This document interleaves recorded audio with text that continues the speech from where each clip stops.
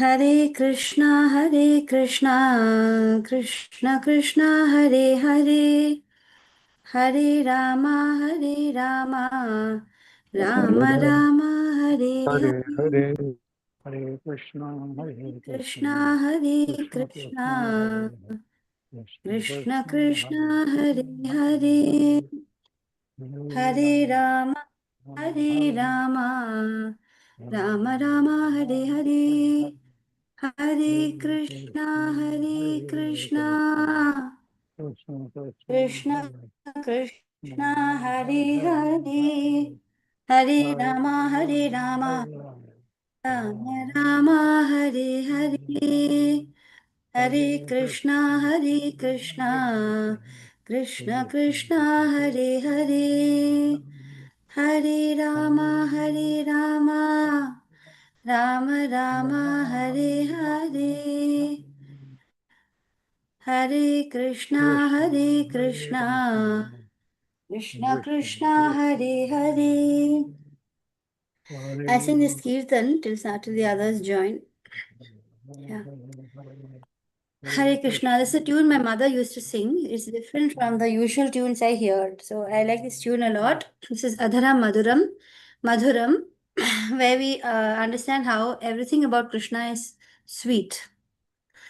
Adharam Madhuram, Vadanam Madhuram, Nayanam Madhuram, Hasitam Madhuram, Hridayam Madhuram, Gamaram Madhuram, Madhuradhipate, Akhilam Madhuram, Vachanam Madhuram, Taritam Madhuram, Vasanam Madhuram, Palitam Madhuram, Chalitam Madhuram, Brahmitam Madhuram, मधुराधिपते Madhuradhipate, अखिलं Akhilam मधुरं वेणुर्मधुरो रेणुर्मधुरः पाणिर्मधुरः पादौ मधुरो नृत्यं मधुरं सख्यं मधुरं मधुराधिपते मधुराधिपते अखिलं अखिलं मधुरम् गीतं मधुरं पीतं मधुरं भुक्तं मधुरं सुप्तं मधुरं रूपं मधुरं तिलकं मधुरं मधुराधिपते अधिपते अखिलं अखिलं मधुरम् मधुरम् करणं मधुरं तरणं मधुरं हरणं मधुरं स्मरणं मधुरं वमितं मधुरं शमितं मधुरं मधुराधिपते अखिलं मधुरम् गुञ्जा मधुरा माला मधुरा यमुना मधुरा वीची मधुरा सलिलं मधुरं कमलं मधुरं मधुराधिपते अखिलं मधुरम् गोपी मधुरा लीला मधुरा युक्तं मधुरं भुक्तं मधुरं दृष्टं मधुरं शिष्टं मधुरं मधुराधिपते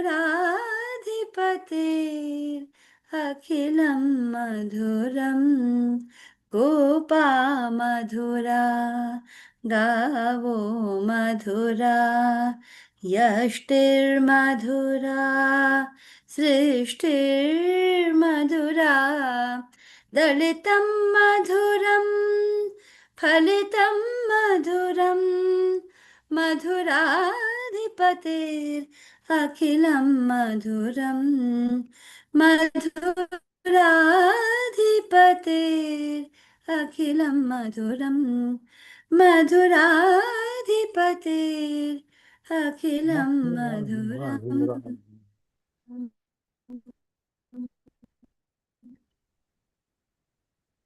Hare Krishna, everyone.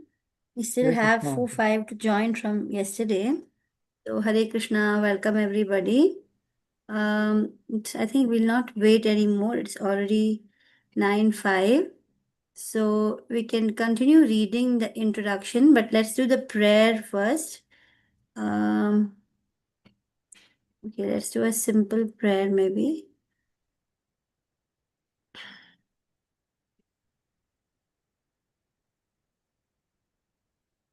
So actually today I hope to finish the introduction, and every day Prabhuji is putting chapter 1 in the WhatsApp group, but we are not finishing the introduction also. Hare So Krishna, ma'am. Hare Krishna, is that pra- Atar. Ma'am, it's me. Ma'am, Pragadishwaran, ma'am. Pragadish, right? Pragadishwaran, it's quite late in the night, right? You have school. Anyway, see, you can join for some time if you can, but you have school also, so you need to, make sure you're ready for school. You joined the chanting class, Pragadish. You didn't join today also. Chapter 15 chanting class, you're supposed to join, no? See if you can join that at 7 o'clock, okay? Pragadish? All right. Sure, Yeah, ma'am. yeah. Okay, so let's quickly do a prayer from this slide. Om Ajnanatimirandasya Jnananjanashalakaya Chakshurunmilitam Yena Tasmai Shri Gurave Namaha Shri Chaitanya Manobhishtam Sthapitam Yena Bhutale Swayam Rupam Kada Mahyam Dadati Swapadantikam Vandeham Shri Guru Shri Utapadakamalaam. 1 minute. श्रीरूपं सागरजातं सहगण रघुनाथान्वितं सजीवं साद्वैतं सावधूतं परिजनसहितं कृष्णचैतन्यदेवं श्रीराधाकृष्णपादन सहगण ललिता श्रीविशाखान्वितं हे कृष्णा करुणा सिन्धो दीनबन्धु जगत्पते गोपेश गोपिका कान्ता राधाकान्ता नमोऽस्तु ते तप्त काञ्चन गौराङ्गी राधे वृन्दावनेश्वरी वृषभानुसुते देवी प्रणमामि हरिप्रिये वाञ्छाकल्पतरुभ्यश्च कृपा सिन्धुभ्य एव च पतितानां पावनेभ्यो वैष्णवेभ्यो नमो नमः जय श्री कृष्णा चैतन्य प्रभु नित्यानंदा श्री अद्वैत गदाधरा श्रीवासादि गौर भक्त वृंदा हरे Krishna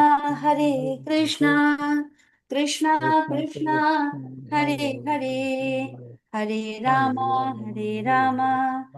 Ram Ram Hare Hare Hare Krishna, Hare Krishna, Krishna Krishna Krishna, Krishna Hare Hare, Hare Hare Hare Hare Rama, Ram Ram Ram Rama हरे Rama, हरे Hare Krishna, और Hare Krishna, Krishna Krishna, Hare Hare Hare, Hare Hare Hare Ram Rama, Ram Rama Ram Hare Hare.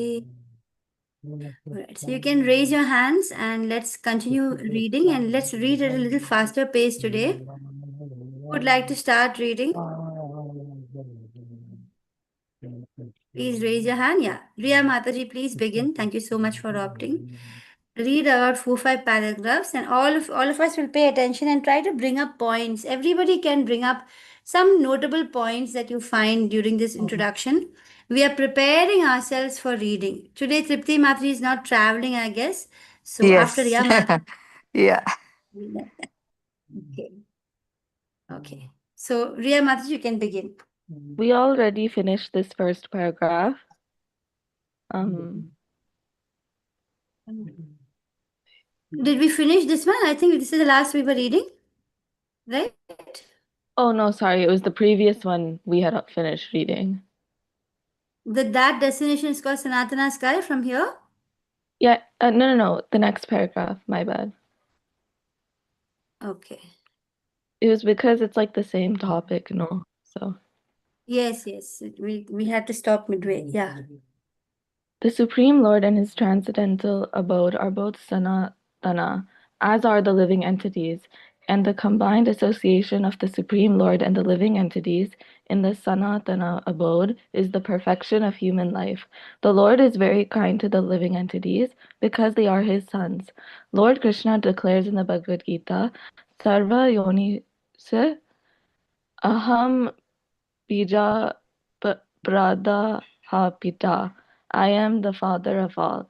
Of course, there are all types of living entities according to their various karmas, but here the Lord claims that He is the father of all of them. Therefore, the Lord descends to reclaim all of these fallen conditioned souls, to call them back to the Sanatana eternal sky, so that the Sanatana living entities may regain their eternal positions in eternal association with the Lord.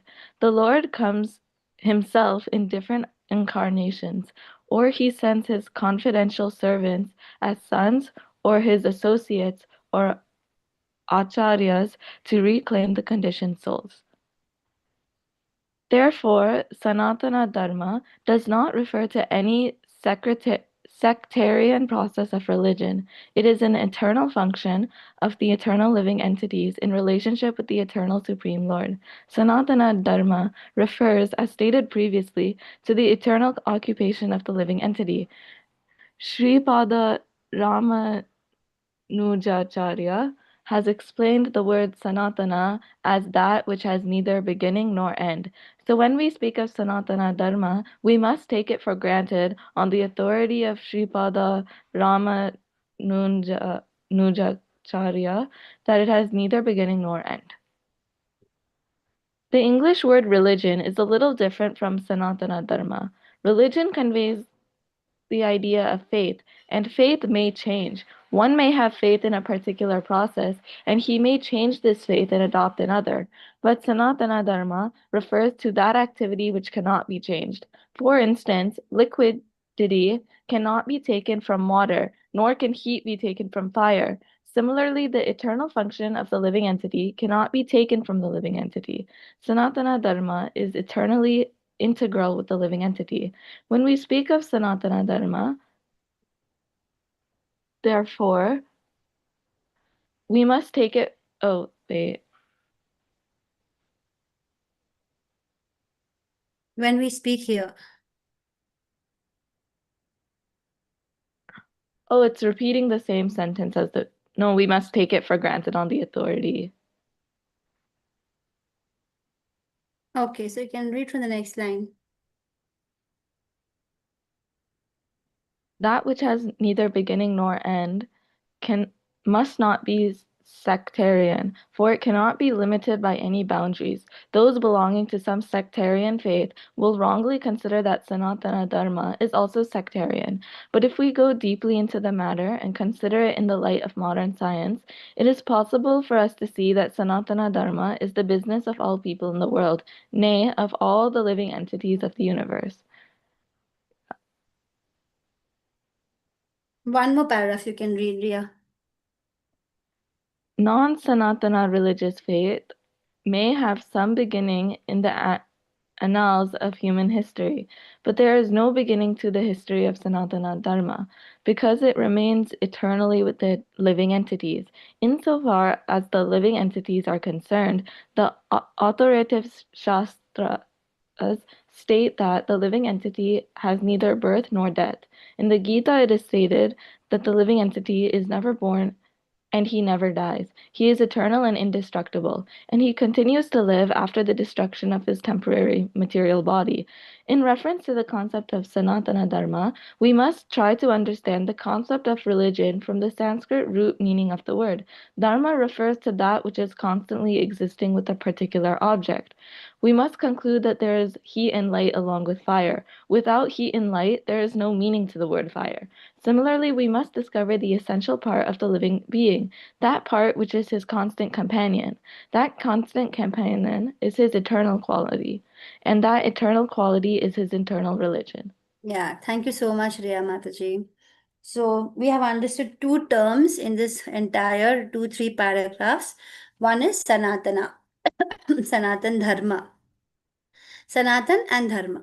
So Sanatan is something which is eternal, and Dharma is something which is the original constitutional nature of anything.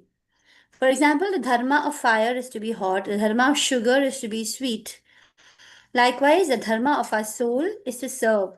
And how to serve in the mood of servitorship. And if you're not serving, if you're not doing a Dharma which is to serve God, then we are always yet forcefully doing a Dharma of serving.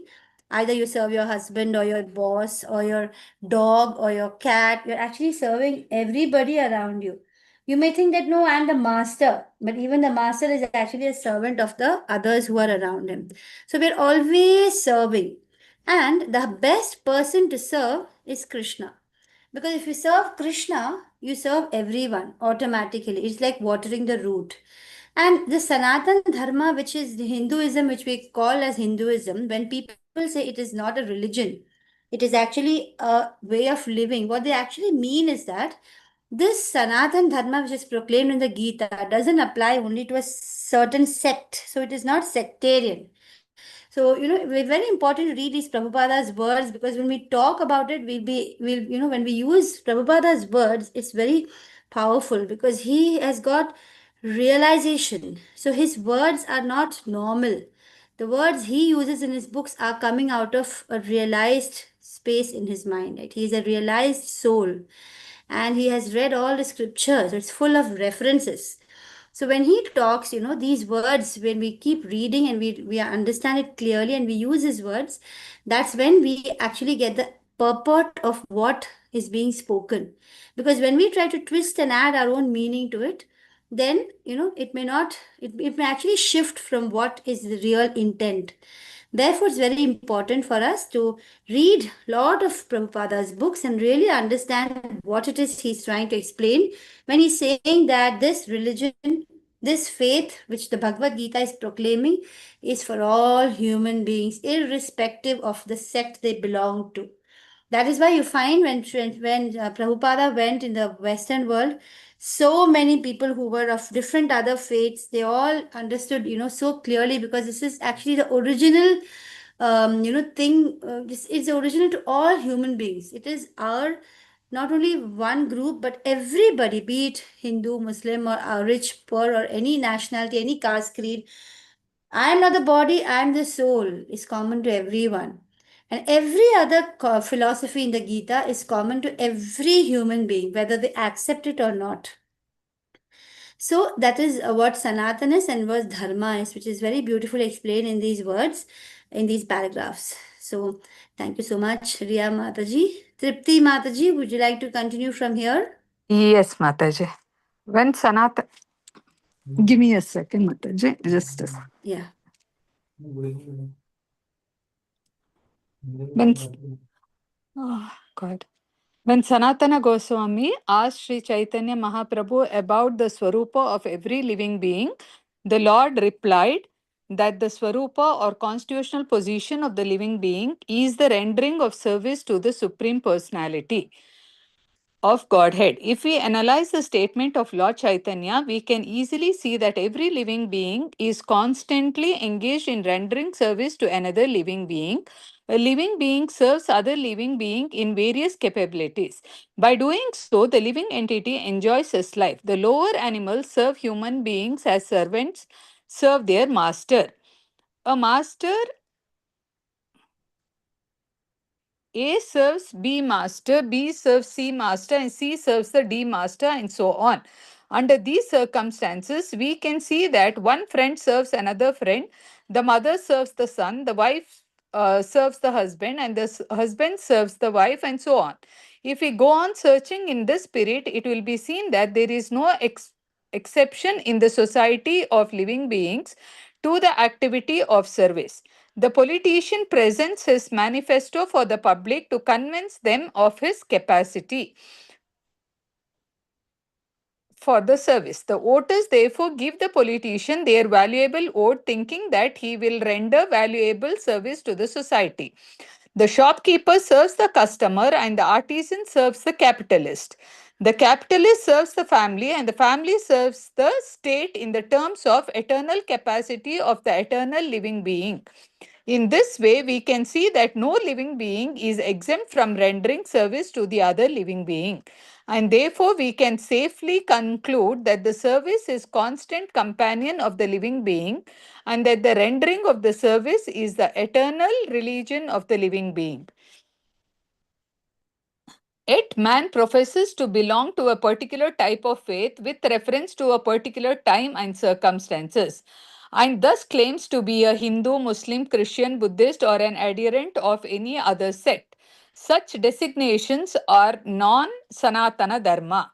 A Hindu may change his faith to become a Muslim, or a Muslim may change his faith to become a Hindu, or a Christian may change his faith, and so on. But in all circumstances, the change of religious faith does not affect the eternal occupation of rendering service to the others. The Hindu, the Muslim, and the Christian, in all circumstances, is a servant of someone.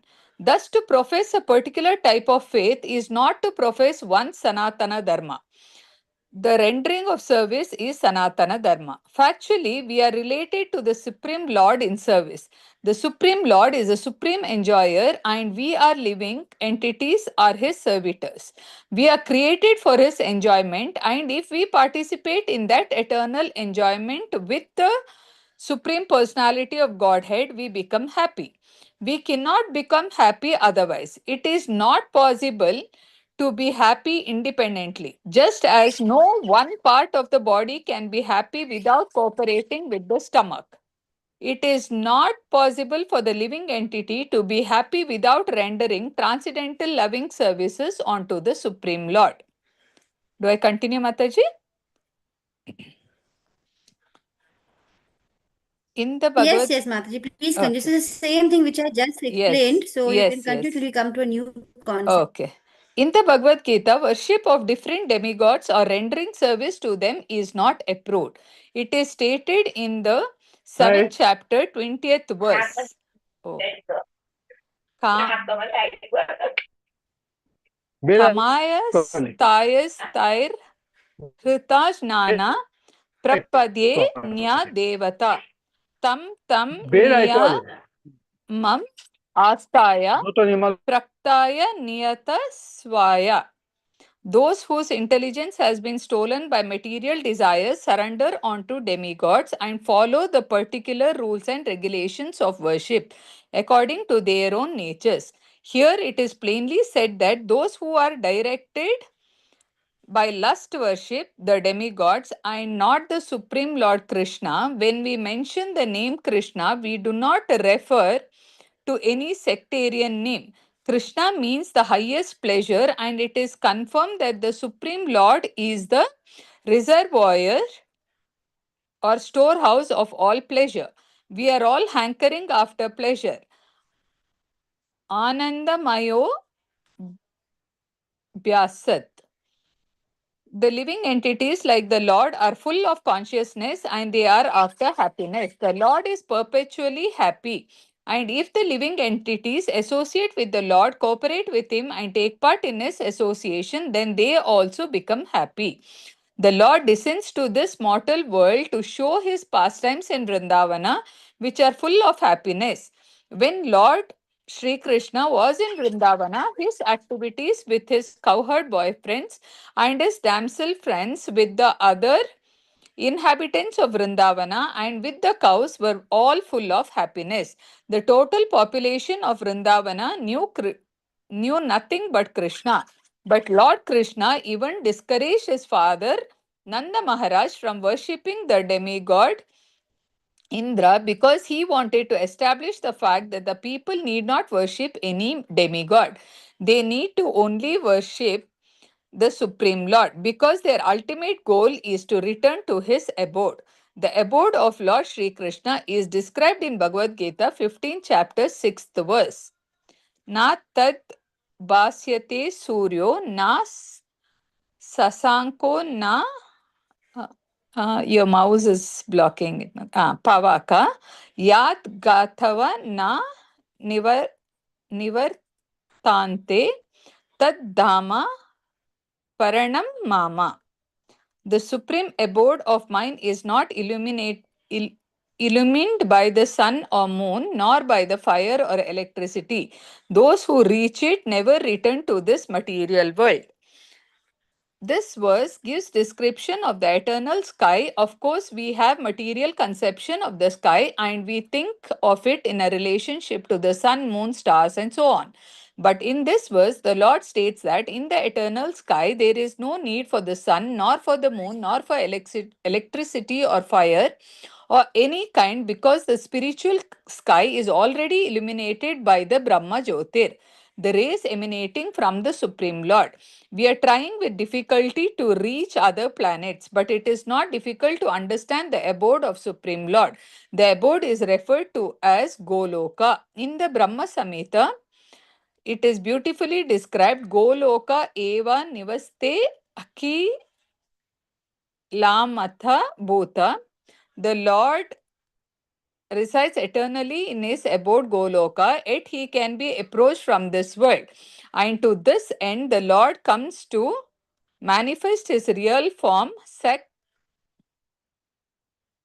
Saksit Ananda Vigraha. When he manifests this form, there is no need for imagining what he looks like. To discourage such imaginative speculation, he descends and exhibits himself as he is, as Shyama Sundara. Unfortunately, the less intelligent deride him because he comes as one of us and plays with us as a human being.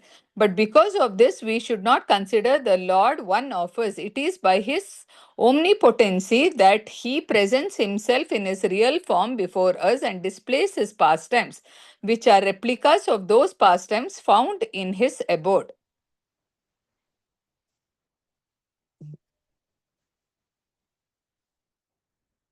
You can read maybe one more paragraph, Okay. Mataji. In the effulgent rays of the spiritual sky, there are innumerable planets floating. The Brahma Jyotir emanates from the supreme abode, Krishna Loka, and the Ananda Maya, Sin Maya planets, which are not material, float in those rays. The Lord says, Na tad basyate suryo na sasanko na pavaka yad ghatava na nivartante tad dama parama mama. One who can approach that spiritual sky is not required to descend again to the material sky. In the material sky, even if we approach the highest planet Brahma Loka, what to speak of the moon, we will find the same conditions of life, namely birth, death, disease, and old age. No planet in the material universe is free from the four principles of material existence.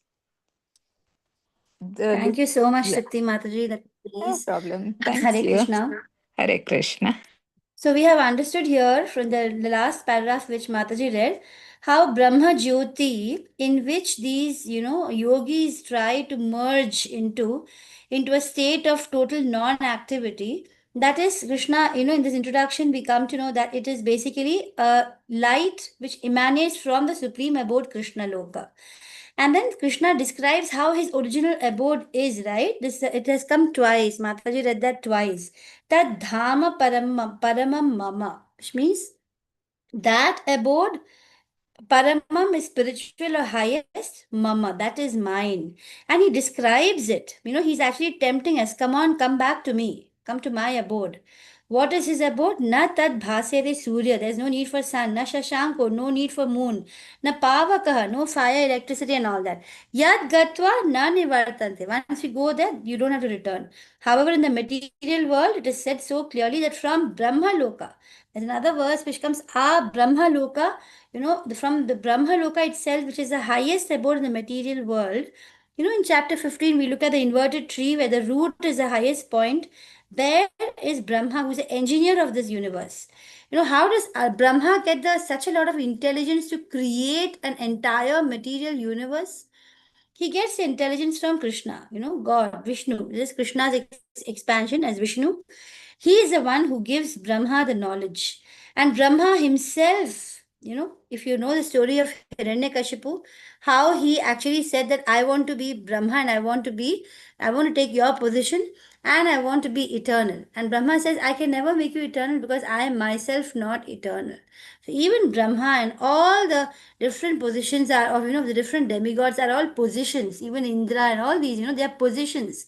And as and when they go through their birth, death, old age, and disease, and when their time is over, of course they have very, very long lives compared to ours.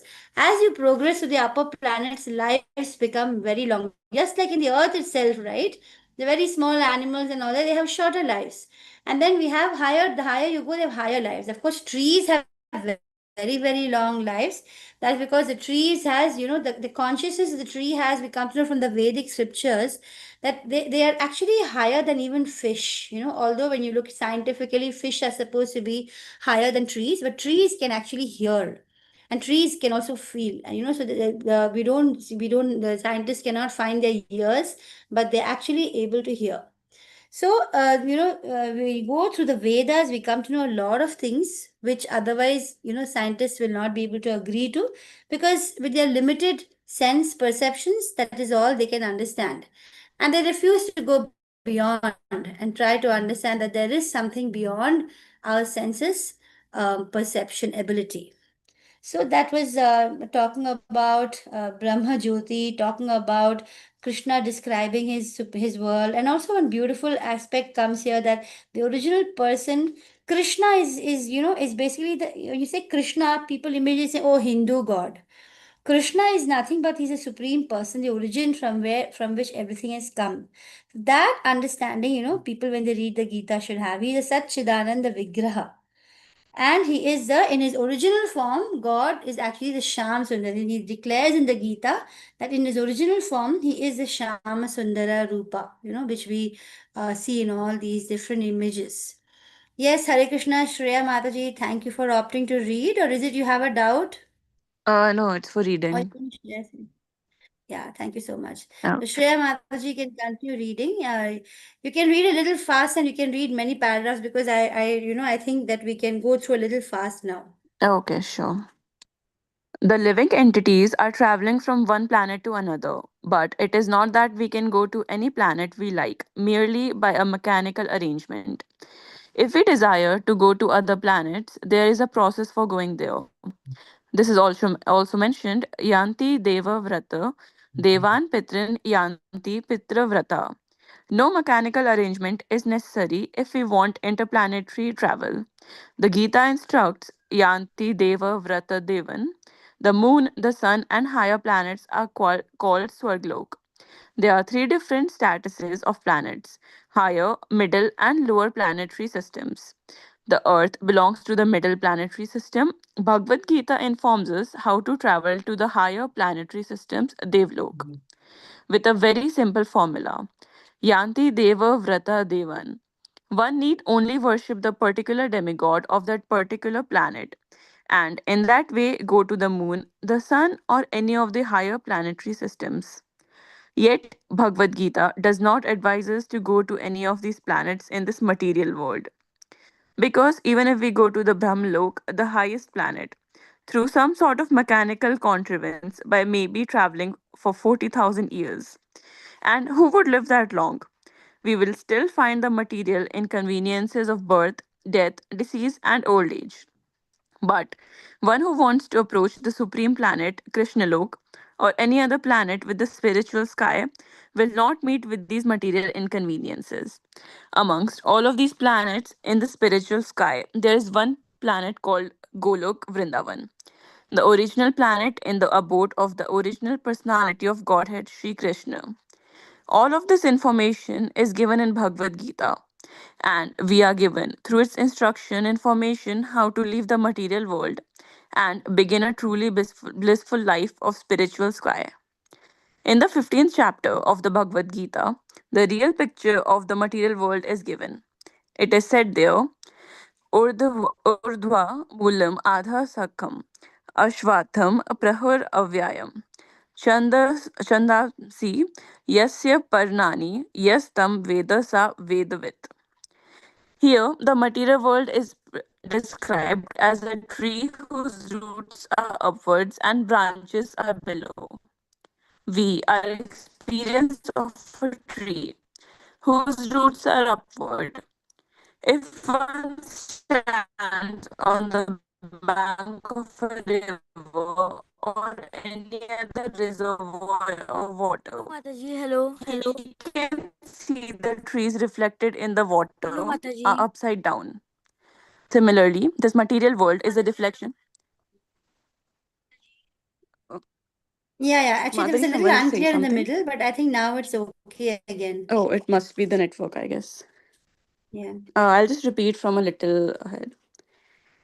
We have experienced of a tree whose roots are upward.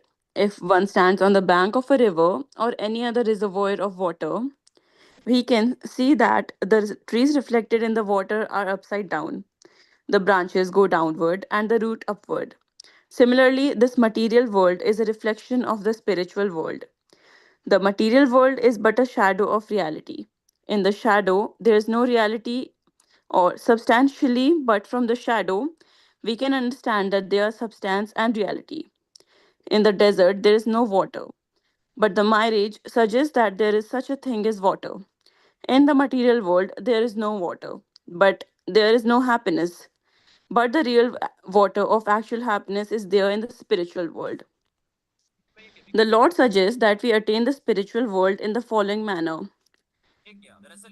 निर्माण मोह जीता संग दोष अध्यात्म नित्य विनिवृत काम द्वंद्वैर विमुक्त सुख दुख समन्वय गच्छन्ते अमूढ़ पदम अव्ययम tat. That Padam Avyayam or eternal kingdom can be reached by anyone who is Nirman Moha. What does this mean? We are after designations. Someone wants to become Sir, someone wants to become Lord, someone wants to become the president or a rich man or a king or something else. As long as we are attached to these designations, we are attached to the body because designations belong to the body. But we are not these bodies, and realizing this is the first stage in spiritual realization.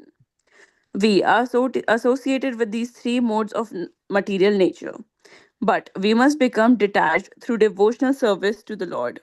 If we are not attached to the devotional service to the Lord, then we cannot become detached from the modes of material nature. Designations and attachments are due to our lust and desire, or wanting to lord it over the material nature. As long as we do not give up this propensity of lording it over material nature, there is no possibility of returning to the kingdom of the Supreme, the Sanatan Dharma. The eternal kingdom, which is never destroyed, can be approached by one who is not bewildered by the attractions of false material enjoyments, who is situated in the service of the Supreme Lord. One so situated can easily approach the Supreme Abode. Elsewhere in the Gita, it is stated, Avyakto Kisar iti uktas tam ahu paramam gatim yam prapaya na nivartante tadham paramam mama. Avyakta means unmanifested. Not even all the material world is manifested before us. Our senses are so imperfect that we cannot even see all of the stars within this material universe.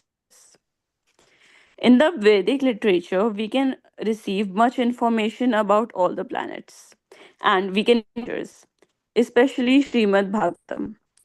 And the spiritual world, which is beyond this material sky, is prescribed in Avyakta, unmanifested. One should desire and hanker after that supreme kingdom. From where one attains the kingdom, he does not have to return to this material world.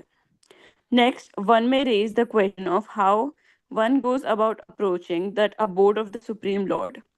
If information of this is given in the 8th chapter, it is said there, Anta kale kamam eva, smaran mukta kalevaram, ya prayati sa mad bhavam, yati naste atra samsaya.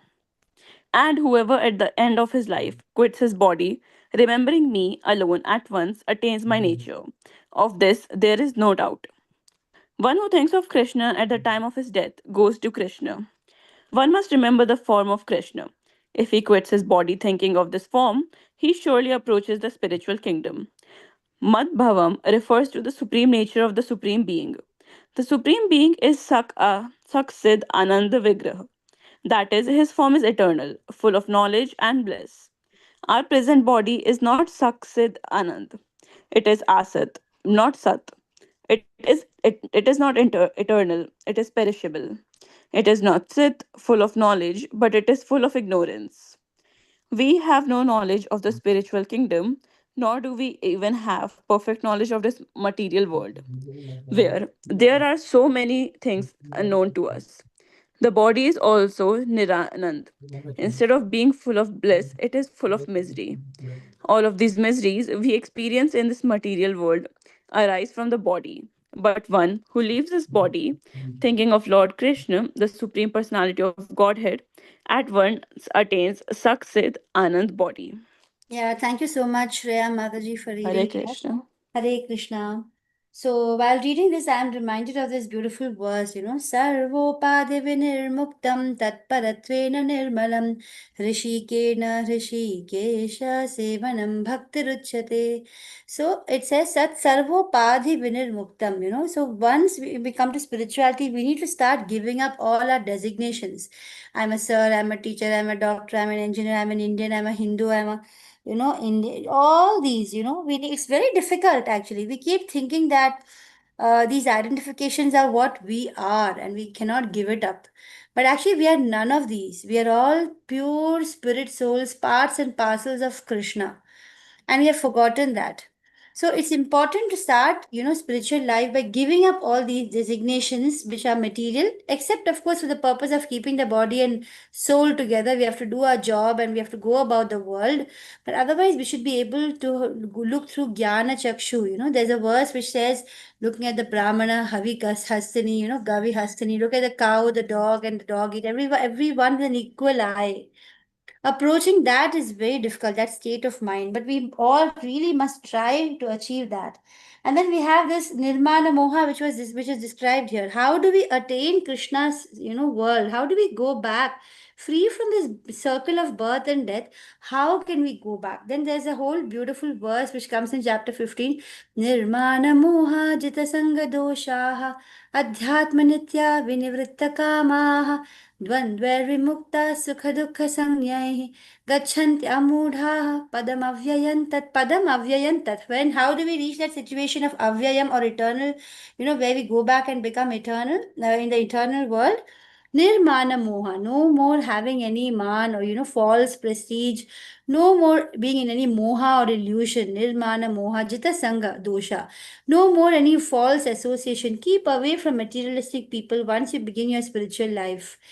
Try to be with devotees, try to listen to only literature which is transcendental. Don't get merged into other things, except if it is for your job and for you to keep your have money to support your life and your family. Otherwise, you fully delve into the world of transcendental literature. So you have no asanga, that asanga dosha is gone. Jita sanga dosha, nirmana moha, jita sanga dosha, adhyatma nitya. All the time be in a spiritual realm. Adhyatma nitya, vinivritta kama. Vinivritta means given up all kamas. Sukha Dukkha Sangnya, all this dualities, you're able to look beyond that. That is a way to go back to Krishna, he says. What is that? Nirmana Moha Japasanga Dosha, Adhyatma Nitya Vinivritta Kama, Dvandve Vimukta Sukha Dukkha Sangnya, Gacchantya Amudha, and then you will reach the Amudha state. Amudha means where you're no more having any confusion or doubt. And then even this verse is very important, which says that what was that? Antakale cha mameva smaran muktva kalevaram yah prayati samadbhavam yati nastyatra samshaya. You see, yati nastyatra samshaya. I love the verses where Krishna, gives us a promise. He says, nasti atra samshaya. Not even a little doubt you need to have that antakale cha mameva smaran muktva kalevaram. If you leave your body thinking of me, you will definitely not have any more birth or death. That's why we need to practice remembering Krishna all the time so that we don't, we, at least after understanding this much of Gita, we really don't want to come back again into this material body, which is really a jail. People who are running around in the material, searching for material joys, they can't even understand that they are in a jail. So only when we keep reading and reading and reading, we understand that this is a jail we are trapped in. And it is actually full of misery, right? It's Nirananda. This is clearly given here. The body is Nirananda. Instead of being full of bliss, it is full of misery. You get pain, you get disease. It's so painful. And all the different pains we experience is because of the material world and it's because of the material body. And when you leave the body thinking of Krishna, you can attain Krishna's same Rupam. Of course, it will be minuscule, but you will get the same Satchidananda body, right? And that is why we should make it, we are so lucky to have this opportunity to read the Gita. We're all so fortunate to spend some time reading the Gita and really understanding what is our true purpose. So those were points, and I just wanted to also share a small incident which Rashi Mataji had shared in the one of the morning class. She was sharing about how Prabhupada, once he had a choice. He was, very much fond of supporting Gandhi in the nationalist movement because in those days freedom struggle was on. But at the same time, he was very much, attracted by Jagannath and by spiritual life. And once he was having a confusion whether to join the political, meeting of Gandhiji or whether to go to Jagannath. And, he thought a lot about it and he thought, okay, Gandhiji, although he has a Gita in his hand all the time, he is constantly, so much engaged with these, different achievements related to your body. And he felt that going to Jagannath is going to be more rewarding for him because he wanted to, teach people the higher goal of getting freedom from the body of a circle of birth and death. And so he made a choice. He actually decided not to go for the meeting of which Gandhiji was organizing, and instead he decided to go to Jagannath. So that was one little story I wanted to share, where how, although we do our duties as per whatever is our position in the world, we have to remember that there is a superior goal, much, much higher than our material identifications. Okay, so now Anisha, who had this, Deepak Prabhu and Anisha Mataji, you can take turns and we can finish today's class. There is just 10 minutes left, so 5 minutes, both of you can read. Hare Krishna. Yes, so Deepak Prabhu can go and then for 5 minutes and then Anisha Mataji. Okay. Mataji, I think one paragraph is missing. The above paragraph is missing to read. Yeah, the Yes. process of quitting. Yeah, you're right. Yes. Thank you so much. Can you unselect that word, the? Yes. Yeah. The process of quitting this body and getting another body in the material world is also organized. A man dies after it has been decided of what form of body he will have in the next life. Higher authorities, not the living entity himself, make this decision. According to our activities in this life, we either rise or sink. This life is a preparation for the next life. If we can prepare, therefore, in this life to get promotion to the kingdom of God, then surely after quitting this material body, we will attain a spiritual body just like the Lord's. As explained before, there are different kinds of transcendentalists, the Brahmavadi, Paramatmavadi, and the devotee. And as mentioned in the Brahma Jyotir spiritual sky, there are innumerable spiritual planets. The number of these planets is far, far greater than all the planets of this material world. This material world has been approximated as only 1/4 of the creation. Ek, Ekam Sena Sthito Jagat. In this material segment, there are millions and billions of universes with trillions of planets and suns, stars, and moons. But this whole material creation is only a fragment of total creation. Most of the creation is in the spiritual sky. One who desires to merge into the existence of Supreme Brahman is at once transferred to the Brahma Jyotir of the Supreme Lord and thus attains the spiritual sky. The devotee who wants to enjoy the association of the Lord enters into the Vaikuntha planets, which are innumerable, and the Supreme Lord by his plenary expansions as Narayana with 4 hands and with different names like Pradyumna, Aniruddha, and Govinda associates with him there. Therefore, at the end of life, the transcendentalists think either of Brahma Jyotir, the Paramatma, or the Supreme Personality of Godhead Sri Krishna.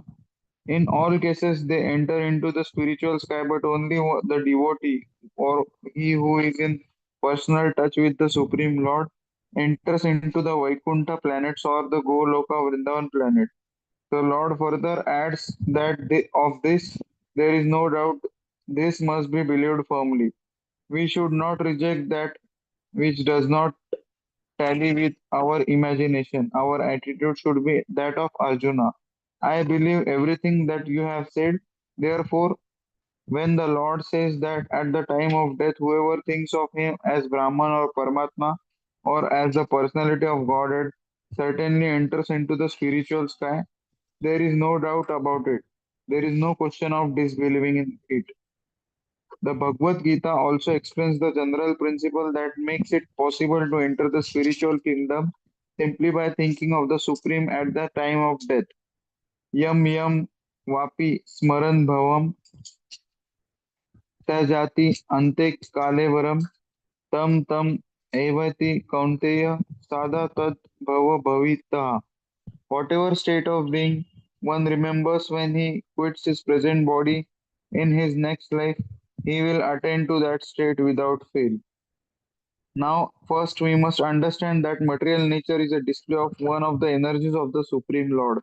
In the Vishnu Purana, the total energies of the Supreme Lord are delineated. Vishnu Sakti Para Prokta क्षेत्र ध्यानः तथा पारा अविद्या कम संज्ञा तृतीय शक्तिर इष्यते. The Supreme Lord has diverse and innumerable energies which are beyond our conceptions. However, great learned sages or liberated souls have studied these energies and have analyzed them into 3 parts. All of the energies of Vishnu Shakti, that is to say that they are different potencies of Lord Vishnu. The first energy is para transcendental. Living entities also belong to the superior energy as has already been explained. The other energies or material energies are in the mode of ignorance. At the time of death, either we can remain in the inferior energy of this material world or we can transfer to the energy of spiritual world. So the Bhagavad Gita says, Yam yam vapi smaran bhavam tajate ante kale varam tam tam evati kaunteya sada tad bhavita. Whatever state of being one remembers, when he quits his present body in his next life, he will attain to that state without fail. In life, we are accustomed to thinking either of material or the spiritual energy. Now, how can we transfer our thoughts from the material energy to the spiritual energy? There are so many literatures which fill our thoughts with the material energy. Newspapers, magazines, novel, etc. Our thinking, which is now absorbed in these literatures, must be transferred to Vedic literatures. The great sages, therefore, have written so many Vedic literatures, such as the Puranas. The Puranas are not imaginative; they are historical records. In the Chaitanya Charitamrita, there is the following verse: Maya Mugdha Juitvera Nahi Swataha Krishna Jana Jvere Kripaya Kaila Krishna Veda Purana. The forgetful living entities or conditioned souls have forgotten their relationship with Supreme Lord, and they are engrossed in thinking of material activities. Just to transfer their thinking power to the spiritual sky, Krishna Dvaipanaya Vyasa has given a great number of Vedic literatures. First, he divided the Vedas into four, then he explained them in the Puranas, and for less capable people, he wrote the Mahabharata. In the Mahabharata, there is a given Bhagavad Gita. Then all Vedic literature is summarized in the Vedanta Sutra. And for future guidance, he gave a natural commentation on the Vedanta Sutra called Srimad Bhagavatam. We must always engage our minds in reading these Vedic literatures, just as materialists engage their minds in reading newspaper, magazines, and so many materialistic literatures. We must transfer our reading to these literatures which are given to us by Vyasadeva. In that way, it will be possible for us to remember the Supreme Lord at the time of death. That is the only way suggested by Lord, and he guarantees the result, there is no doubt. Yeah, thank you Tasmat so much. Thank you so much, Prabhuji, for that nice reading. I'm reminded here of two verses which, in the Bhakti Vaibhav class we are learning. The two kinds of literatures. Once you start getting addicted to transcendental literature, I don't know how many of you are already experiencing, I am very much experiencing that. You really don't have any interest in reading all these newspapers and other literature which used to earlier interest you. I'm an English teacher, I've done my MA in English.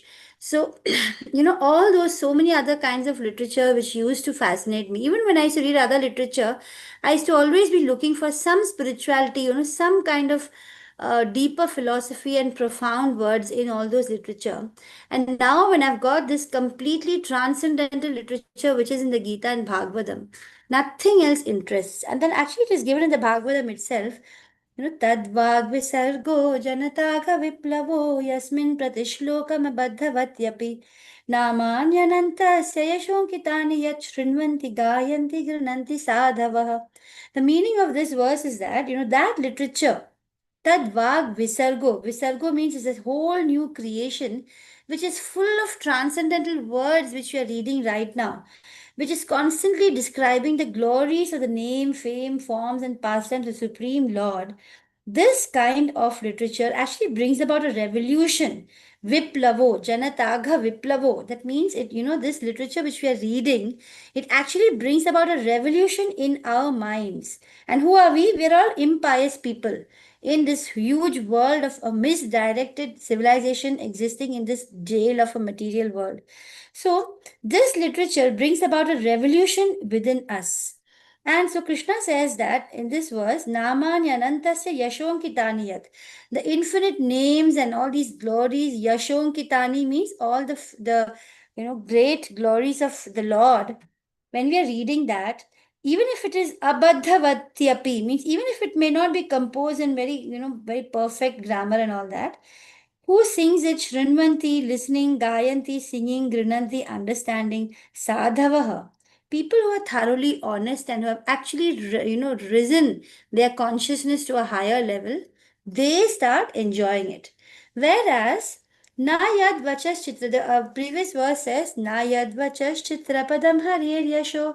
Those words, chitrapadam, don't describe harir yasho, the glories of the Lord. If there is no reference of Krishna or the Lord in any literature, which, and if God is a person who Jagat Pavitram, who brings purity to the entire universe, is not at all described, such kind of literature is considered by, saintly people as Tad Vayasam Tirtha Mushanti Manasa. Means the people consider the saintly persons, they consider such literature as fit for crows. Vayasam means crows. Tirtham means pilgrimage. So once you come into a spiritual level, you want to read spiritual literature. Everything else literature which is being enjoyed by others, it seems to be more fit for crows. And it says na yatra hamsa niramantyu shikshaya. Na yatra hamsa. Hamsa means transcendental people who are already in a spiritual level, higher, transcendental level. Na yatra means not here. Niramanti. They don't find Niramanti means joy. That's what all these verses are talking, these paragraphs are talking about the two kinds of literature, how materialists will engage their minds in newspapers, magazines, and all these things, whereas those who are starting to enjoy the transcendental bliss of understanding Krishna and his name, fame, form, and pastimes, they don't want to come down, to any lower taste. It's like once you enjoy in a 5-star or a 7-star hotel, you don't want to stay in a lodge. Or once you have driven a car which is, like Lamborghini or whatever the highest model is, I don't know all the brands. You don't want to go and drive some, much lower car, right? So similarly, once you enjoy the taste of higher literature, which is transcendental, you will not feel like and going back and reading stuff which earlier used to interest you. That's what all these verses are about. So we have already it's 10. So Anisha Mataji, you can just read. Please mark your attendance. Krishna Kumar Prabhu, our host, has also asked all of you to mark your attendance, and we can just read 1 or 2 paragraphs to conclude today. Anisha Mataji, please, you can read just a few paragraphs to conclude because I took too much time to talk. Actually, sorry about that. You can read from this verse. There is no doubt. तस्मात् सर्वेषु कालेषु मामनुस्मर युध्य च मय्यर्पित मनो बुद्धिर्मामे वैश्यस्य संशयः. It's a repeat. Tasmat sarveshu kaleshu, all the time. Ma manusmara, remember me. Mayyarpita mano buddhi, mind and brain surrender to me. Ma mevashyasya asamshaya. Again, Krishna is declaring. So from this translation, Mataji, you can just read this translation. And Anisha Mataji, if you're there, Yes, next ma'am. class, you can start reading also because you have very Yes, short para to read. Yeah, thank you so much. Therefore, Arjuna, you should always think of me in the form of Krishna and at the same time continue your prescribed duty of fighting. With your activities dedicated to me and your mind and intelligence fixed on me, you will attain me without doubt. He does not advise Arjuna simply to remember him and give up his occupation. No, the Lord never suggests anything impractical. In this material world, in order to maintain the body, one has to work. Human society is divided according to work into 4 divisions of social order: Brahmana, Kshatriya, Vaishya, and Shudra. The Brahmana class or intelligent class is working in one way, the Kshatriya or administrative class is working in another way, and the mercantile and the laborers are all tending to their specific duties. In the human society, whether one is a laborer, merchant, administrator, or farmer, or even if one belongs to the highest class and is a literary man, a scientist, or a theologian, he has to work in order to maintain his existence. The Lord therefore tells Arjuna that he need not give up his occupation. But while he is engaged in his occupation, he should remember Krishna, Mam Anusmara. If he does not practice remembering Krishna while he is struggling for existence, then he will not be possible for him to remember Krishna at the time of death. Lord Chaitanya also advises this. He says, Kirtaniya Sada Harihi. One should practice chanting the names of the Lord always. The names of the Lord and the Lord are non-different. So Lord Krishna's instructions to Arjuna to remember me and Lord Chaitanya's injunction to always chant the names of Lord Krishna are the same instruction. There's no difference because Krishna and Krishna's name are non-different. In the absolute status, there is no difference between reference and referent.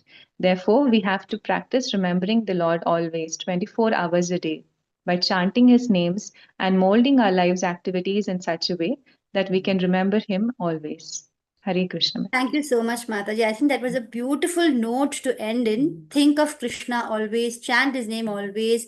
I hope all of you are gradually moving up the number of counts of chanting because trust me, when you start chanting, the knowledge that whatever you read, you will be able to understand a lot more than if you're not chanting. So I request all of you, whatever level of chanting you're doing, you try to level up by at least 1 round or 2 rounds every few months, so please let's all chant more, and I'm really grateful that you're all staying with me till the end, and I hope all of us are there till we complete the entire Gita. I shall post a poll to check if we want to continue Wednesdays and Thursdays. Personally, it becomes a little tiring for me, but again, reading the Gita with devotees is very exciting for me. So because I teach also, and I go to 2-3 schools, and I do chanting in different schools, and when I come home I get tired. So then this 9 to 10 is a little late for me, but still I do enjoy that. And if many of you feel you want to continue Wednesday and Thursday, we shall go by that. So I'll post the poll by tomorrow, and we'll decide if we continue either tomorrow or we go back to Mondays and Tuesdays. Thank you so much, everybody. Hare Krishna. Hare Krishna, I'm ending the Mataji. class. Hare Krishna Mataji. Hare Hare Krishna. Krishna, Mataji. Thank you, Hare Mataji. Krishna Mataji. Hare Krishna Mataji. Hare Krishna Hare Prabhuji. Krishna. Thank you so much.